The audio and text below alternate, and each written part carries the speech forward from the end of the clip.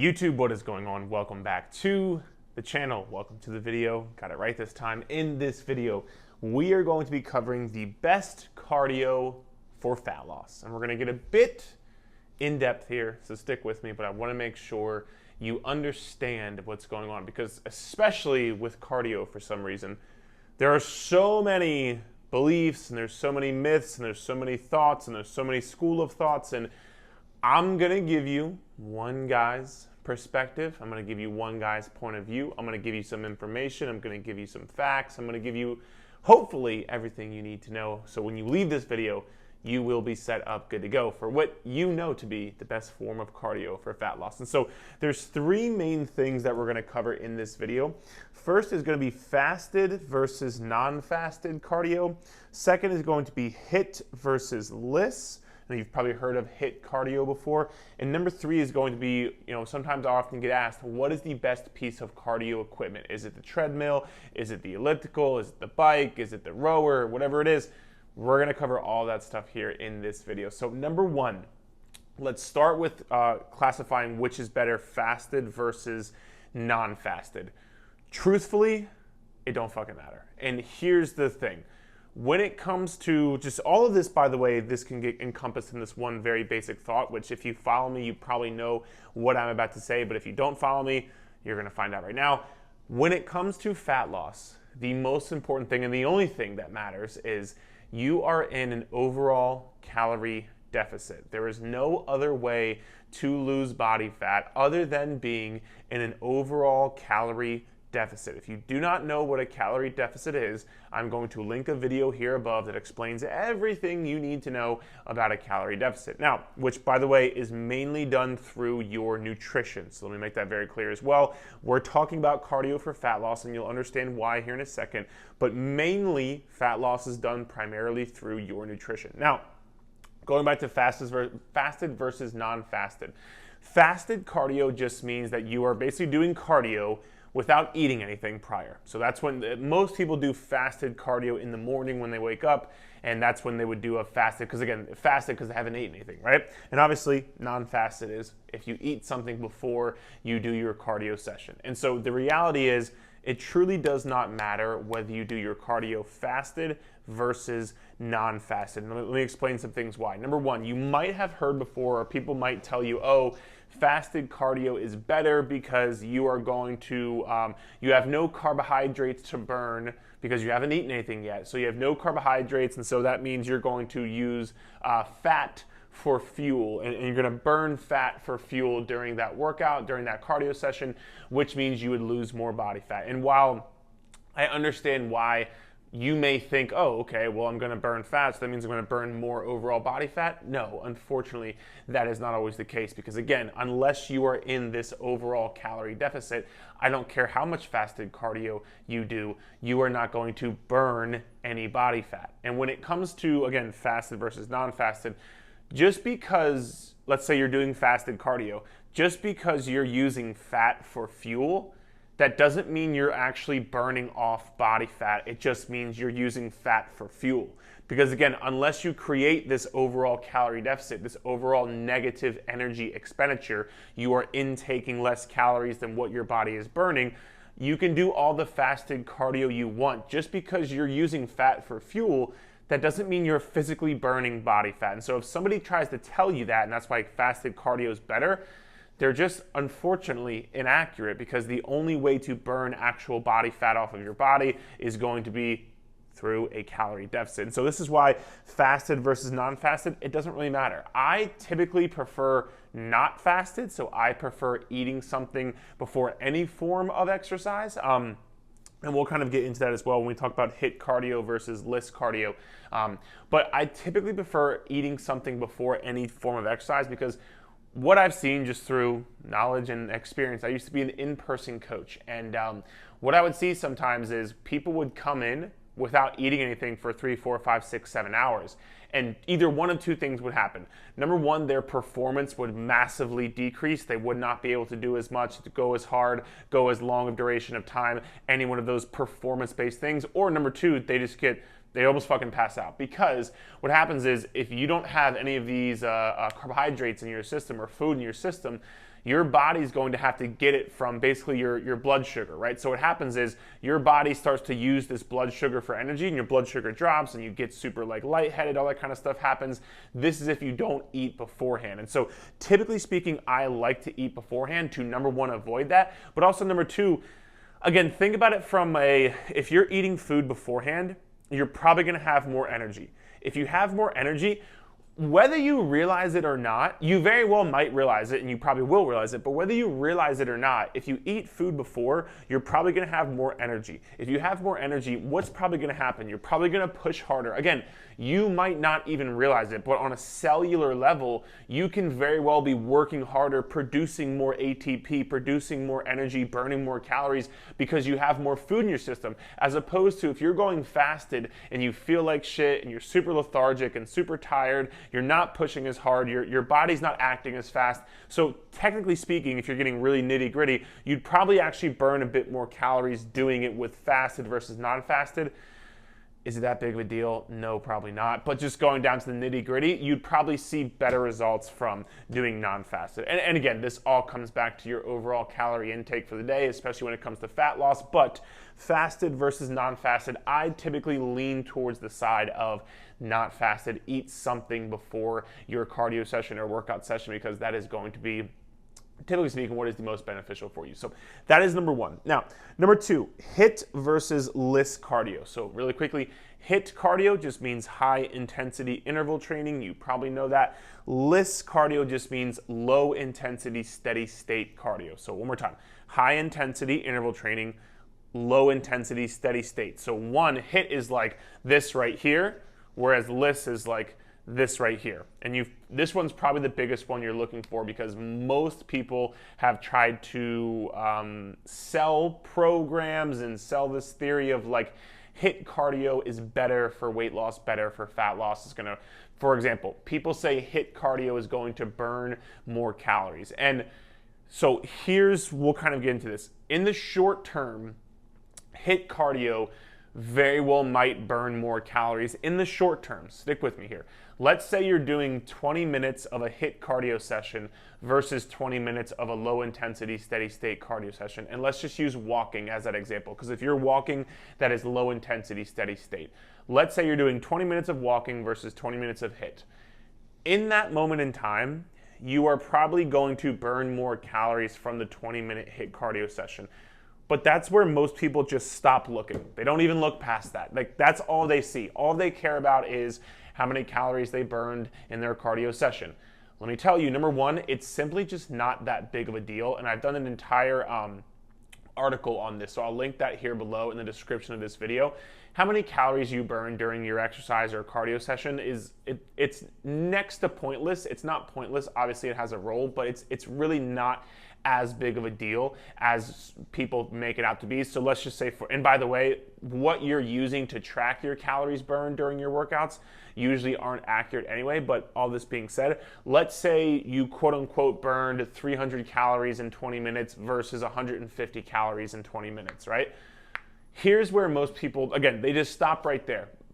What happens is HIIT cardio is a very taxing thing on your body. It's very energy demanding because it's very high intensity. So you're gonna have to produce a lot of energy. You're putting a lot of stress on your body. Your stress hormones are going up. Your cortisol is going up. Your catecholamines are going up. Like, these things are going to happen especially when you do HIIT cardio very frequently throughout the week. Like, I see people doing like 4, 5, 6, 7 HIIT cardio sessions, and that's just, I mean, it's counterproductive for these reasons I'm going to say right here. So in the short term, yes, you may burn more calories, but what happens is when you do HIIT cardio, you tax your nervous system more, you tax your muscular system more, you tax your energy systems more. All of this is things you have to recover from. And really quickly, I want to talk about, the way you make an adaptation and that's a change in your body. You put a stress in your body, you recover from that stress, and then you adapt to that stress, right? If you're missing the recovery part, you're not gonna ever get to the adapt part. And so what happens is people just keep putting stress on stress on stress on stress. They never recover, they never adapt. Their bodies never change. And it's because you can't ever recover from this. And so HIIT cardio does a lot of stressful things for your body.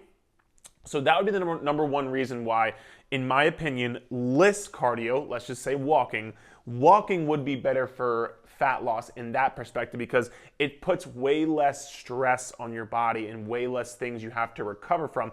Actually, less cardio would promote promote recovery, not promote stress. It would promote recovery because it's lower intensity, your body's moving, you're pushing nutrients, like all these, you're pushing blood flow and nutrients to your muscles and your system and all that kind of stuff. And so that would actually promote recovery. This is going to take away from recovery. And the second thing we can talk about here is what happens when you're constantly under recovered.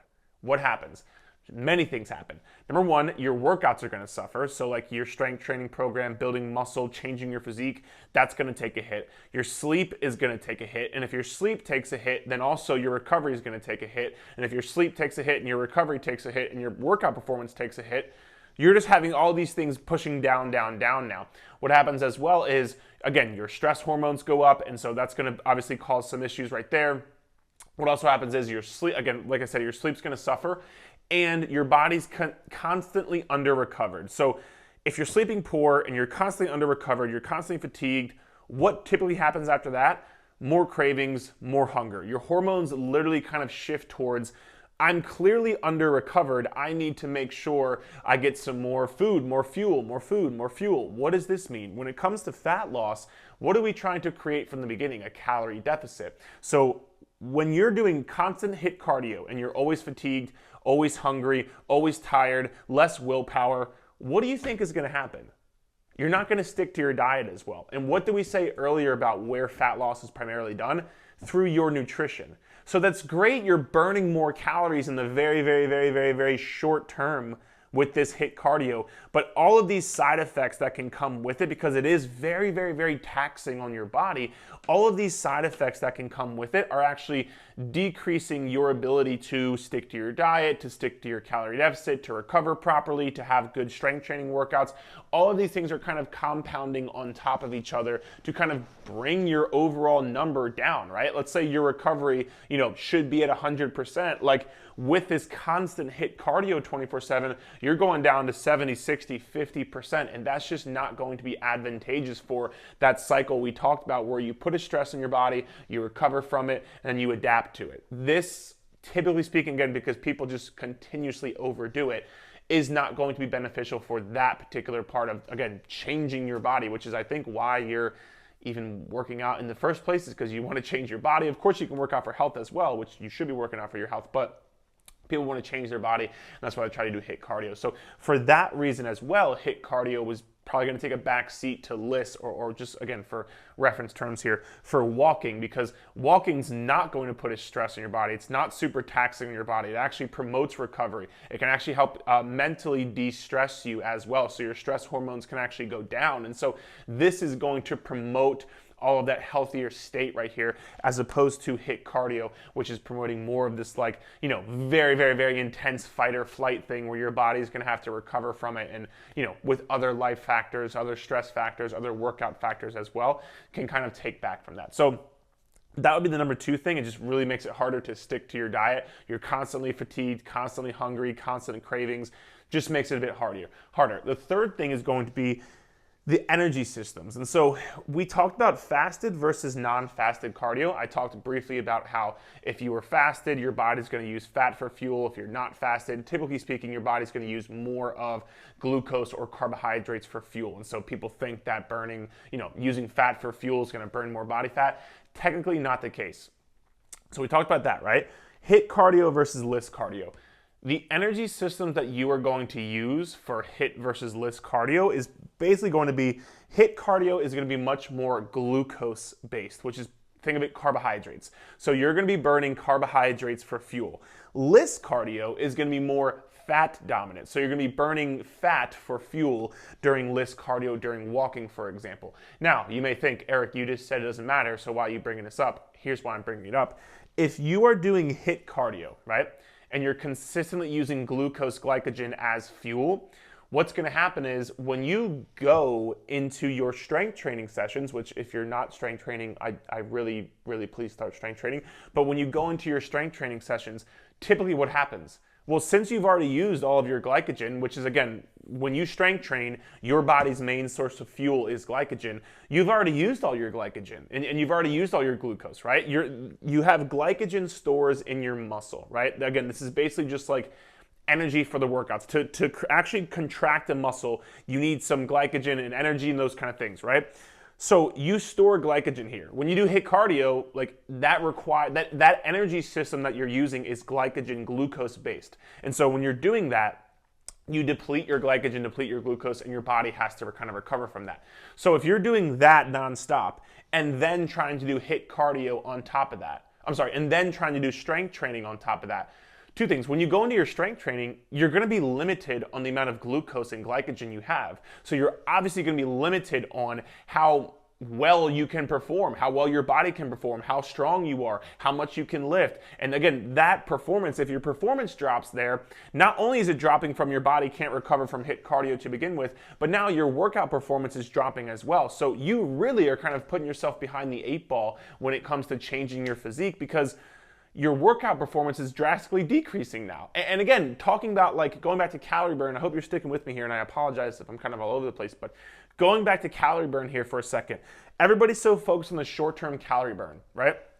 Number one, if the short-term calorie burn is leading you to just eat more calories because you can't stick to your diet, like it's a net negative. You're not burning more, like, okay, cool, you're burning more calories, but you're eating more calories. And so it's a net negative. But number two, if you can't recover from this, your body, like for example, when you go into your strength training, it's gonna burn less calories there because you can't recover, you're not recovered, and your glycogen's depleted, and you're not as strong, and you don't have as good muscle contractions and muscle pumps, and like that over there, that calorie burn is going to decrease, on top of the fact you're probably eating more calories, on top of the fact that when your body's constantly stressed and under-recovered and trying to be in a calorie deficit, you burn less calories to begin with. And so, you know, all of these things coming back to stop looking at the short-term just calorie burn. So I just want to say that and make sure I said that out loud because it was in my head. But going back to what I was talking about earlier, your workout performance decreases because your energy systems are, decreased.